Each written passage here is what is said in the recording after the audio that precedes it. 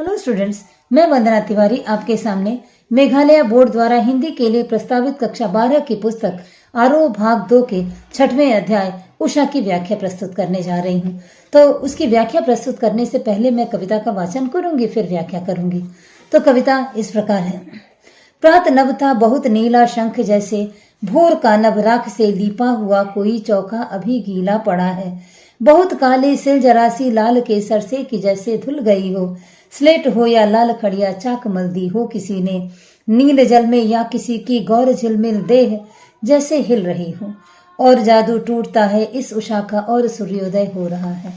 तो इसमें शमशेर बहादुर सिंह जी इसके कवि हैं और उन्होंने बड़ा ही सुंदर भोर की बेला का बिंब खींचा है। और शमशेर बहादुर सिंह की इस कविता का जो लिखने का तरीका है उसको हिंदी साहित्य में प्रयोगवादी कविता के नाम से जानते हैं। तो उषा कविता में शमशेर बहादुर सिंह जी ने जो लिखा है वो प्रयोगवादी कविता है, जिसमें कि नए नए बिंब और नए नए प्रतीकों तथा नए उपमानों के साथ पुराने उपमानों में भी नया अर्थ भरने का प्रयास कवि के द्वारा किया गया है। कहने का तात्पर्य यह है कि कवि ने नीले आसमान की तुलना बहुत अलग अलग ढंग से अलग अलग चीजों से करते हुए हिंदी साहित्य के लिए बड़े नए नए उपमान प्रस्तुत किए हैं जो अभी तक किसी ने नहीं किया था। और उन्होंने प्रकृति में होने वाले गतिमान परिवर्तन का बड़ा ही सुंदर बिंब चित्र खींचा है। प्रकृति में होने वाली गतिशीलता को अपने शब्द चित्र में बांधने का प्रयास करते हुए कवि कविता में बड़ा ही सुंदर प्रयोगवाद का उदाहरण देते हुए बड़ा सुंदर प्रतिमान स्थापित करते हैं। आगे कवि कहते हैं कि भोर का नभ जो नीले शंख के जैसा लगता है कवि को, अर्थात भोर की बेला में जो आसमान का रंग है नीले रंग का दिखाई देता है, तो कवि को ऐसा लगता है कि वो नीले शंख के जैसा है। तो गति का चित्र आंकने में उपमा और रूपक अलंकार का बड़ा ही सहज और नवीन समन्वय किया है कवि शमशेर बहादुर जी ने। तो उपमा और रूपक दोनों का बड़ा ही सुंदर समन्वय है। तो इस समन्वय को उन्होंने अपने कविता में स्थान दिया है और ग्रामीण परिवेश के भावों से जो प्रातः काल की बेला में आकाश का नीला रंग है कवि को वो नीले शंख के जैसा लगता है। अर्थात प्रात नभ था बहुत नीला शंख जैसे भोर का नभ, अर्थात भोर का नभ प्रातःकालीन बेला में जो नीले रंग का दिखता है वो नीले शंख के जैसा दिखता है, ऐसा कवि को प्रतीत होता है। धीरे धीरे जो ही उषा की बेला का गतिमान समय आकाश में परिवर्तित होने लगता है, अर्थात भोर की बेला जरा सी बदलने लगती है, क्योंकि सुबह की बेला में क्षण क्षण परिवर्तन आकाश में होता रहता है। उस क्षणिक परिवर्तन, क्षण क्षण होते परिवर्तन को देखकर जो कवि हैं उसका बड़ा ही सुंदर चित्र अंकित कर रहे हैं। आगे कवि कहते हैं कि राख से लीपा हुआ चौका अभी गीला पड़ा है।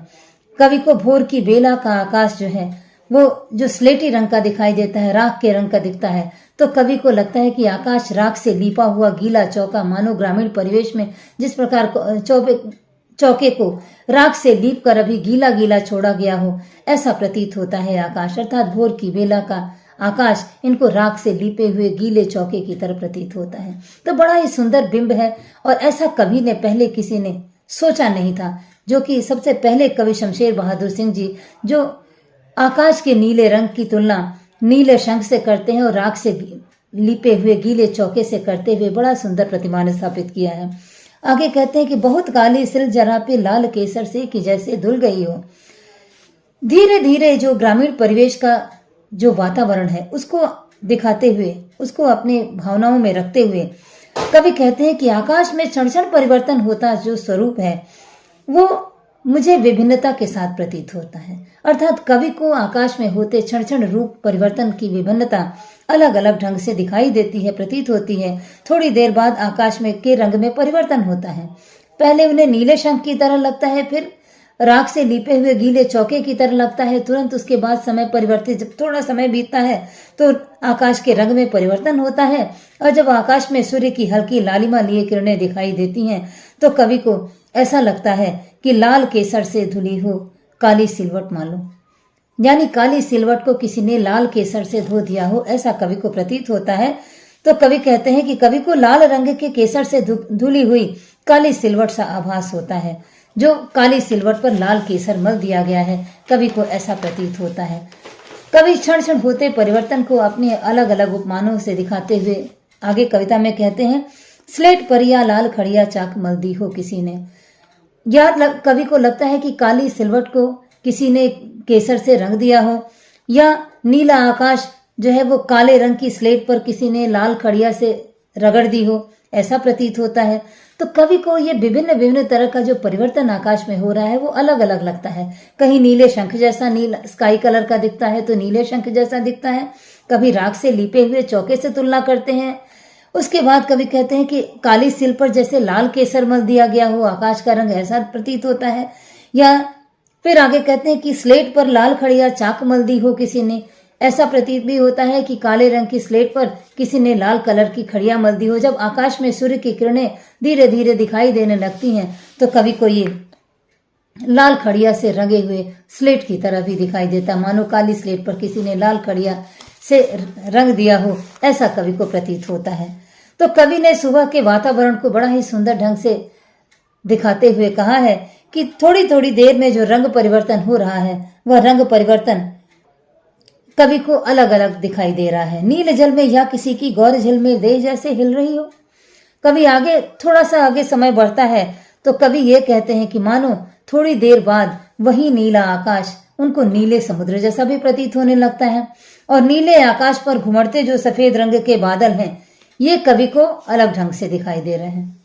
कहते हैं कि नीले रंग पर जो सफेद बादल हैं मानो कोई गौरांगी नायिका अपने झिलमिलाते हुए सौंदर्य को लेकर उसकी परछाई आकाश में दिखाई दे रही हो, मानो नीले समुद्र के बीच में कोई गौर वर्गी नायिका खड़ी है और उसके झिलमिल देह से वहाँ आकाश में बादल जब उमड़ते घुमड़ते हैं तो उनको ऐसा लगता है कि कोई गौरांगी नायिका की गौर झिलमिल देह झलक रही हो, ऐसा कवि को एहसास होता है, अनुभूति होती है। और इस तरह के प्रतिमानों का अनुभव करते हुए कवि कहते हैं कि भोर की बेला कवि के आंखों में जादू के चित्र की तरह, चलचित्र की तरह चलता रहता है।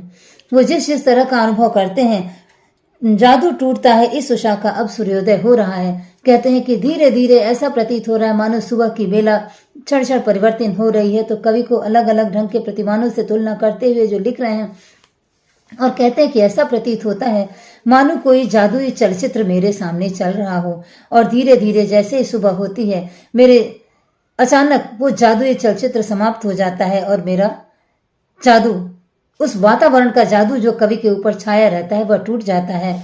ऐसा करते हुए कवि सुबह की बेला का, उषा का बड़ा ही सुंदर चित्रण करते हैं और प्रयोगवादी कविता में सुंदर सुंदर प्रयोग जो किया है, उन्होंने सुंदर सुंदर उपमा दिया है। ऐसा प्रयोगवादी कविता की ही विशेषता है जिसमें उपमान और रूपक अलंकार की प्रधानता देखी गई है। अलग अलग ढंग से वो जो कह रहे हैं ना बात को, उसको रूपक अलंकार माना जा सकता है। जैसे मान लीजिए राख से लीपा हुआ चौका, आकाश को उन्होंने राख से लीपा हुआ चौका उनको महसूस हो रहा है, तो जहां उपमेय में उपमान का आरोप हो जाए वहां रूपक अलंकार होता है, तो आप इसको रूपक अलंकार मान सकते हैं।